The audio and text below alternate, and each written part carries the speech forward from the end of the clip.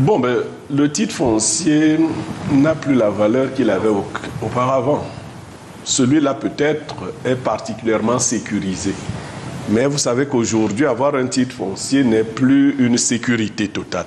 D'ailleurs, les banques commencent même à faire attention au titre foncier. Le travail qui est fait est appréciable, mais il faut le mettre en corrélation avec les revenus. Cela ne peut pas être défini par le DG de la SIC. Le DG de la SIC, si la SIC n'est pas suffisamment subventionnée, le DG de la SIC regarde la dépense et il fait une opération simple. Il dit on a dépensé 8 milliards, je dis n'importe quoi. Ce bâtiment doit nous rapporter 15 milliards. Ça veut dire que l'appartement reviendra à tel montant.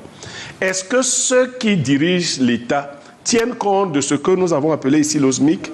Parce qu'un brillant ministre nous avait dit qu'on vit bien avec 36 000 au Cameroun. Les logements sociaux, moi j'ai pitié de quelqu'un comme le DG de la SIC. Mais vous avez tout le monde qui envoie des interventions pour avoir un logement dit social. C'est-à-dire que les gens qui ont les moyens mettent la pression, j'imagine qu'ils ne dorment pas. Et donc ce ne sont pas des logements sociaux. Il y a des RAV-cars, il y a les Land Cruiser garés sous les logements. Ce sont des logements de ceux qui ont des gens en haut. C'est comme ça que ça s'organise. Et malheureusement, c'est ça.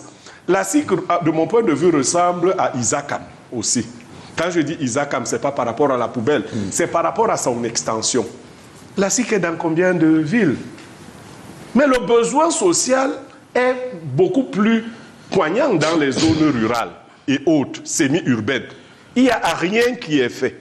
Il faut créer des SIC dans les villages tampons, les villes tampons. Il faut que les gens ne viennent plus beaucoup à Yaoundé, comme on les voit là. Yaoundé submergé, Douala pareil. Mais s'il y avait du logement, il n'y en a pas. Et quand il y en a, il coûte excessivement cher. Il n'est pas arrimé aux revenus des Camerounais. Donc on se félicite de ce qui est fait parce que de toutes les façons, si vous avez un logement et que vous n'avez pas la sécurité, ne serait-ce qu'apparente, vous pouvez craindre tout le temps. C'est une belle initiative. Mais j'ai noté quelque chose, je sors par là, une absence.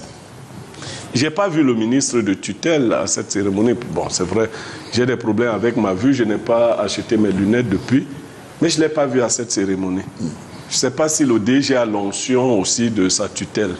Parce que dans mon observation, très souvent, leurs cérémonies ne sont pas accompagnées de la présence de la tutelle. Parce que nous parlerons de la tutelle dans un autre. Je ne sais pas s'il y a aussi de ce côté des problèmes de tutelle.